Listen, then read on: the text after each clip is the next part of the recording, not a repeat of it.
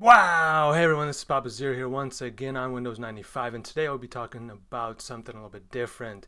A bit of a hybrid build. As promised, this ain't no Pathfinder, but Elementalist with count 'em, 5 golems. I'm calling this a bit of a hybrid of all hybrid builds because we're doing damage with our melee attack, with our counter attack, with our spells, and we're even doing damage to ourselves.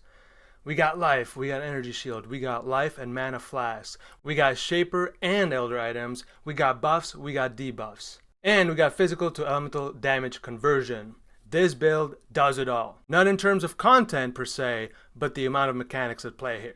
On a serious note, this build went from a bit of a concept to an actual sort of ish build. I would not recommend bossing with it, but mapping and sanctums, no problem. Overall, it was pretty fun putting this all together, finding all these little nice niche little interactions, and I'll get into all the nitty gritty details in a minute. Wow! This build is very customizable, and maybe you can take it a direction different from my own. As you can see, we can take a little bit of a hit. I would prefer not to, but we can. Here I want to show you the Vengeance gem in action, real time. As you can see, it kills mobs before Purifying Flame even has a chance to hit. But you can see I don't even have all my buffs, and it smacks real good like. All that plus more right here, right now. Once again, this is an original sin build, and we're converting 100% of our physical damage to elemental damage. We're also utilizing the wither mechanic where we can, and in this case it's through cleverly positioned Glorious Vanity Jewel granting us ritual shadows. And we're using Thread of Hope to reach them notables. That is the only way we are applying Wither on this build. Don't worry, it will make sense why it's the only application in a minute. Remember that 15 stacks of Wither is a 90% more multiplier with chaos damage, so every one of these original sin builds I make, I try my best to apply the Wither stacks as efficiently as I thought possible. This build revolves around Vengeance. That's right, you heard right folks. Vengeance will trigger when we are hit by an enemy or just by using the mana due to Scold's Brittle making us take damage, as you can see right here.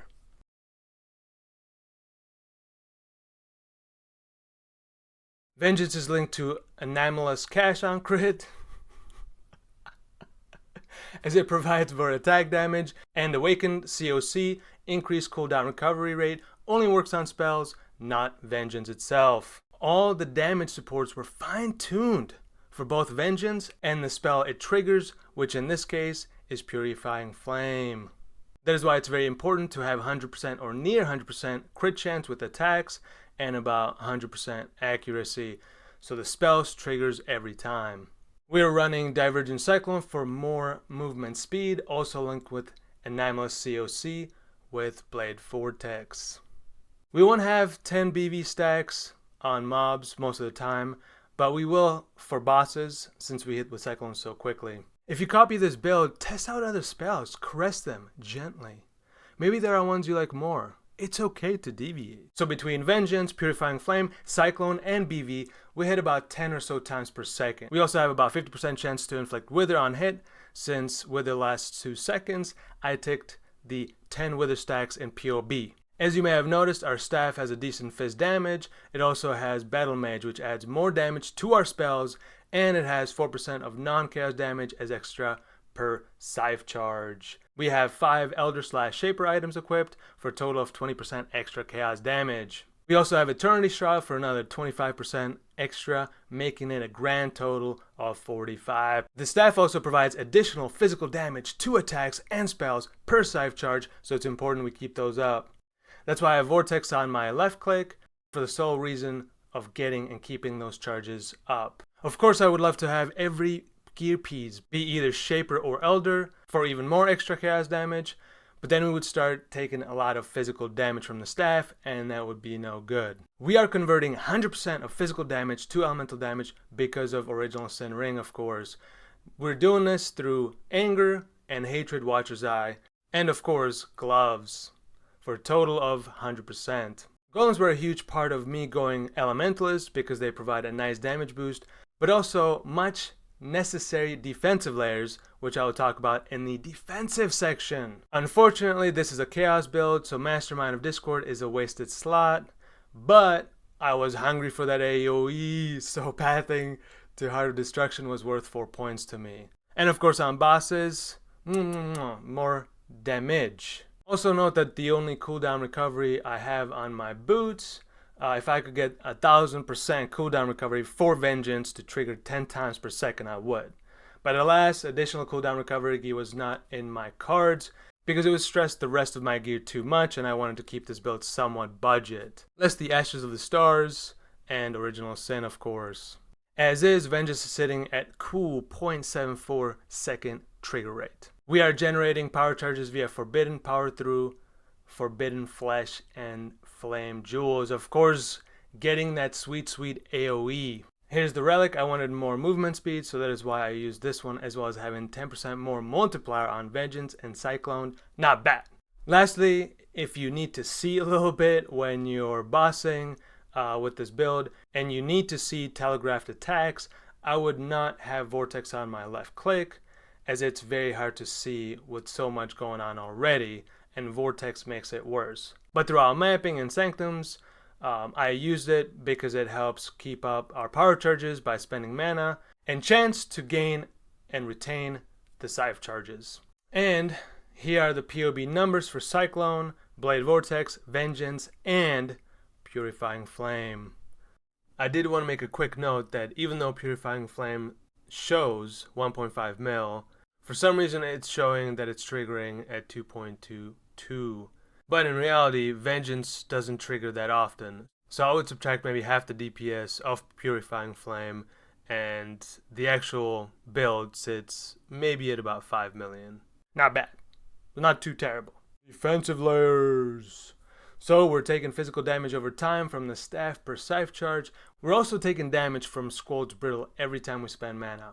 We mitigate some of that damage via Chaos Golem and replenish our life via Stone Golem. But wait, there's more. We have about 1000 ES and we don't want it to go to waste.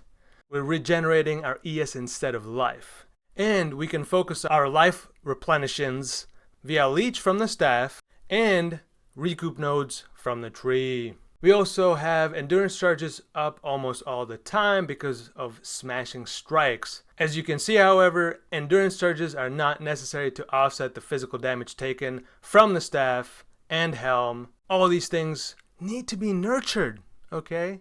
They need to be fine-tuned. That's part of the reason why I only have 5 Elder/Shaper items as opposed to 15. Alternative setups.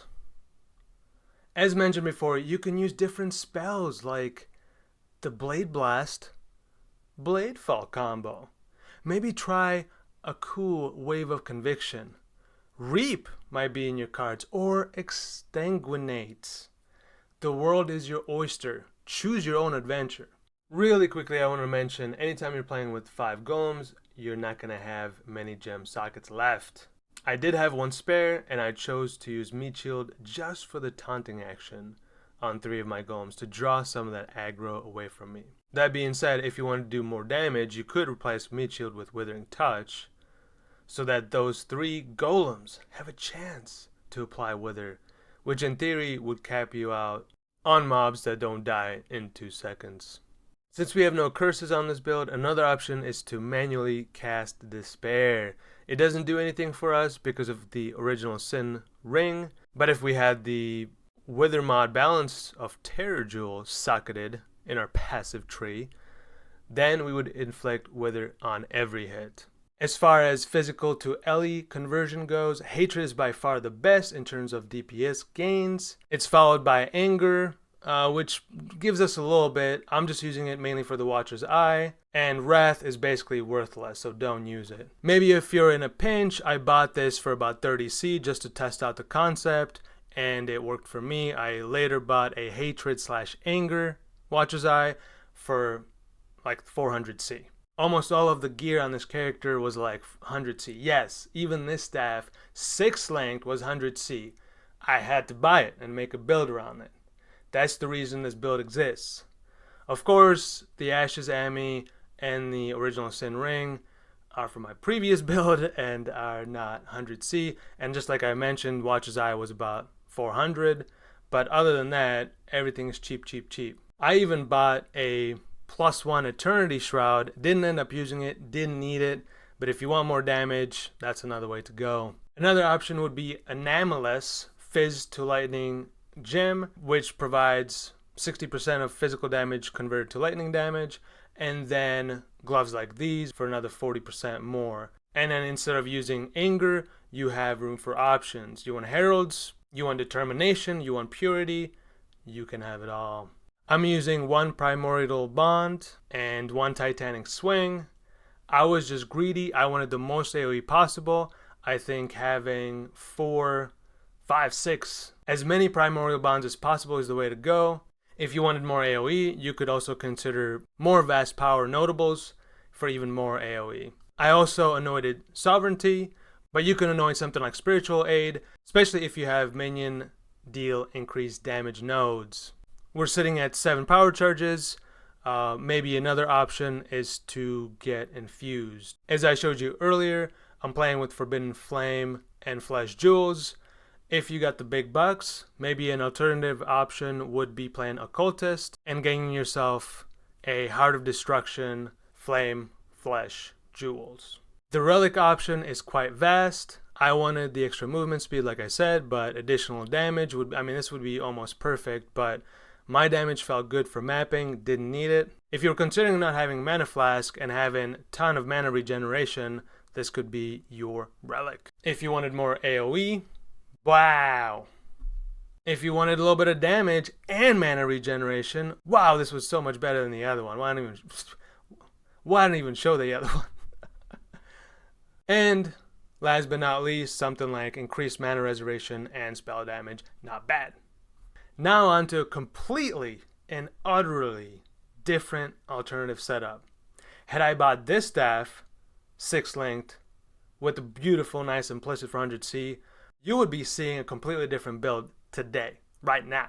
And instead of going for physical damage conversion to elemental, I would have used it instead to make the Vengeance build, and then instead of going for physical damage spells and attacks, I would be looking for elemental ones. Wouldn't need Fizz to LE conversion, I'll tell you that much, and would have a bit more freedom on literally everything. Though I think the damage would significantly suffer, so maybe I'll try to make a build with this staff later on in the league. No original ring setup. Honestly guys, the build would have to be built completely different because we're utilizing the Scold's Brittle to take damage, which is a huge part of this. We would have to find alternative ways to take damage ourselves via something like Hardbound Loop with a bunch of 2 Dust Jewels. If somehow we were able to get all Shaper items to ignore the enemy monster chaos resistance via Eternity Shroud, that would be something, but then we would have a hodgepodge of elemental damage and chaos damage, and honestly I didn't look at the POB numbers or test it out, so that could be something, but the loss of Ashes of the Stars, in my personal opinion, would be huge. It's a massive quality of life, and it adds a ton of damage. Of course, I should mention the old school way to abuse Eternity Shroud is to convert lightning to cold to fire damage to maximize the Eternity Shroud bonus. But then you're forced into lightning spells, and I didn't want to do that. Thanks for watching, and I'll see you next time with another beautiful build.